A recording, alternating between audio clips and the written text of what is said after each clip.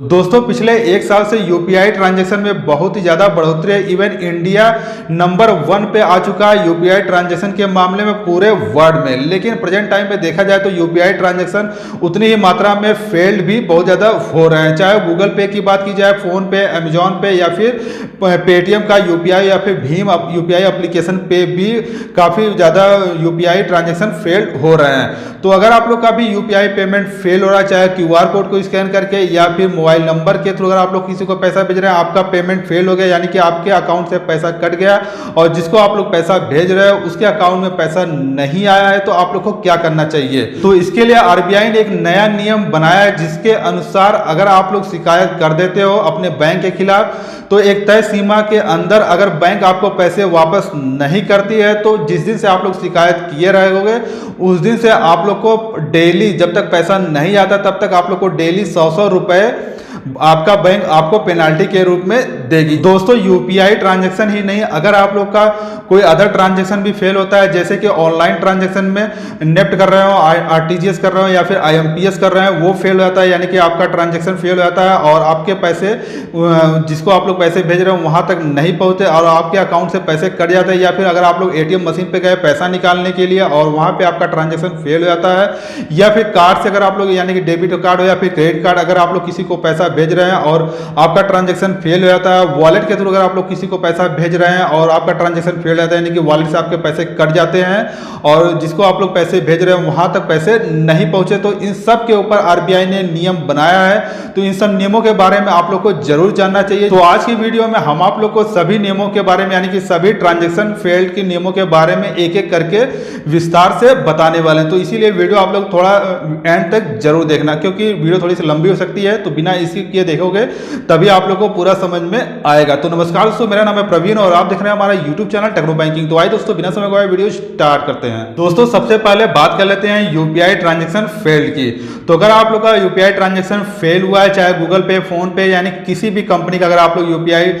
Third party application use कर रहे हो या फिर भीम यूपीआई यूज कर रहे हो, उसका ट्रांजैक्शन फेल होता है, तो आप लोग को सबसे पहले क्या करना चाहिए कि 6 दिन का आप लोग को वेट करना चाहिए। 6 दिन के वेट के बाद अगर आपके अकाउंट में आपके बैंक के द्वारा पैसा नहीं आता है तो फिर आपको इसकी शिकायत करनी पड़ेगी। सबसे पहले आप अगर गूगल पे यूज कर रहे हैं या फिर फोन पे कोई भी third party UPI application use कर रहे हो, तो वहां पे आप लोग को रेज कंप्लेंट या फिर रेज डिस्प्यूट करके एक ऑप्शन आता है, तो वहां पे जाकर आप लोग अपनी शिकायत दर्ज कर दोगे। तो जिस दिन से भी आप लोग शिकायत कर दोगे उसके बाद आपका बैंक अगर पैसे नहीं वापस करता है, उसके नेक्स्ट डे से आपका बैंक पर डे 100 रुपए आपके अकाउंट में पेनाल्टी के रूप में डिपॉजिट करेगा। अगर नहीं करता है तो फिर आपको फिर से शिकायत करनी है और उसके ऊपर तगड़ा एक्शन लिया जाएगा आरबीआई की तरफ से। अब बात कर लेते हैं मोबाइल वॉलेट की, चाहे वो पेटीएम का मोबाइल वॉलेट हो या फिर अमेजॉन का, मोबीक्विक का, यानी किसी भी कंपनी का अगर आप लोग मोबाइल वॉलेट यूज कर रहे हो और किसी को आप लोगों ने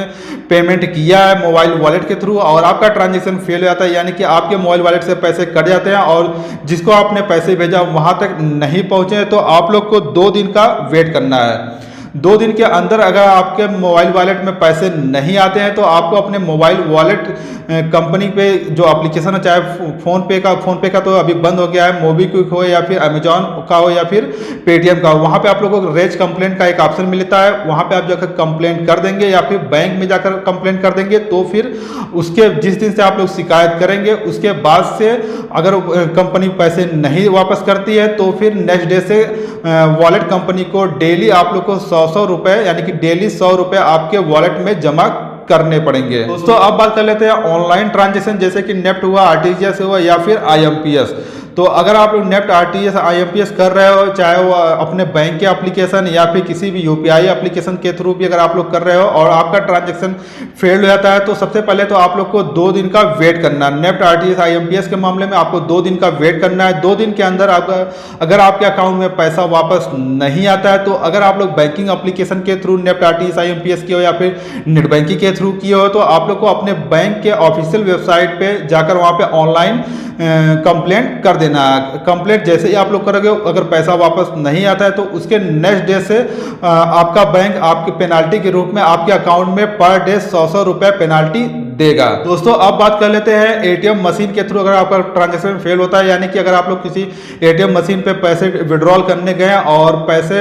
आपका अकाउंट से पैसे कट गए और पैसे विड्रॉल भी नहीं हुए, तो इसके लिए आप लोग को 5 दिन का वेट करना है। अगर 5 दिन के अंदर आपके अकाउंट में पैसे क्रेडिट नहीं होते हैं जितना कटा है, तो फिर आप लोग को अपने बैंक जाकर या फिर आप लिखित शिकायत कर सकते हो या फिर अपने बैंक के ऑफिशियल वेबसाइट पे जाकर कंप्लेंट कर सकते हो ऑनलाइन। और जिस दिन से आप लोग ऑनलाइन या फिर ऑफलाइन कंप्लेंट करोगे, अगर उस दिन से पैसा वापस नहीं आता है तो फिर नेक्स्ट डे से आपका बैंक आपको पर डे के हिसाब से 100 रुपये पेनाल्टी के रूप में देगी। अगर नहीं देती तो फिर आप लोग को आरबीआई में कंप्लेंट करना है। इसके लिए मैंने ऑलरेडी वीडियो बनाया हुआ है कि आरबीआई में कैसे कंप्लेंट करें, तो आप लोग वीडियो जाकर देख लेना। और इसके बाद अब बात कर लेते हैं कार्ड टू कार्ड ट्रांजैक्शन, यानी कि अगर आप लोग अपने कार्ड के थ्रू किसी को पैसे भेज रहे हो तो फिर अगर आप लोग का पैसा कट जाता है यानी कि ट्रांजैक्शन फेल हो जाते हैं, तो आपको इंतजार करना है मात्र 2 दिनों के लिए। Card to card transaction fail के लिए आपको 2 दिन का वेट करना है। इसके बाद फिर आप लोग को अपने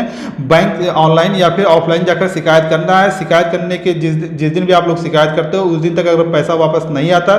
तो नेक्स्ट डे से आपका बैंक आपको 100 रुपये पर डे के हिसाब से पेनाल्टी के रूप में देगा। दोस्तों अब बात कर लेते हैं पॉस मशीन के थ्रू अगर आपने ट्रांजैक्शन किया, यानी कि कोई सामान अगर आपने परचेज किया है दुकान पे जाकर और आपने जो कार्ड स्वैपिंग मशीन होती है उस पर स्वैप करके अगर आपने पेमेंट किया है और पेमेंट फेल हो गया है, यानी कि आपके अकाउंट से पैसा कट गया और ट्रांजैक्शन नहीं हुआ, तो फिर आप लोग को इंतजार करना है पॉस मशीन के केस में 5 दिनों का। तो 5 दिनों का वेट करना। अगर 5 दिनों के अंदर आपके अकाउंट में आपका जो डेबिट हुआ पैसा क्रेडिट नहीं करना हुआ तो आपके बैंक जाकर, यानी कि आप अपने होम ब्रांच जाकर शिकायत कर सकते हो या फिर अपने बैंक के ऑफिशियल वेबसाइट पे जाकर शिकायत ऑनलाइन कर सकते हो। शिकायत करने के बाद जिस दिन भी आप लोग शिकायत करते हो अगर पैसा वापस नहीं आता तो उसके नेक्स्ट डे से आपका बैंक आपको पेनाल्टी के रूप में पर डे के हिसाब से 100 रुपया देगी। सो फ्रेंड्स, मैंने आप लोग को पूरा डिटेल में जानकारी दे दी है। चाहे कोई भी ट्रांजैक्शन फेल हुआ हो, चाहे यूपीआई ट्रांजैक्शन फेल हुआ, मोबाइल वॉलेट के थ्रू आपका ट्रांजैक्शन फेल हुआ, पॉस मशीन के थ्रू हुआ है, एटीएम मशीन के थ्रू हुआ है या फिर ऑनलाइन ट्रांजैक्शन फेल हुआ है, तो आप लोग को क्या करना चाहिए, क्या एक्शन लेना चाहिए। तो अगर आप लोग को वीडियो पसंद आया तो वीडियो को आप लोग लाइक और शेयर जरूर कर देना। इसके साथ अगर आप लोग चैनल पे नए हो तो इसी तरह की बैंकिंग की वीडियो के लिए आप लोग मेरे चैनल टेक्नो बैंकिंग को जरूर सब्सक्राइब कर लीजिए, साथ ही बेल आइकन जरूर प्रेस कर लीजिए ताकि हमारे आने वाले नेक्स्ट वीडियो की नोटिफिकेशन आप लोग को मिलती रहे। सो फ्रेंड्स, मिलते हैं नेक्स्ट वीडियो, तब के लिए घर पे रहिए, सुरक्षित रहिए। जय हिंद, वंदे मातरम।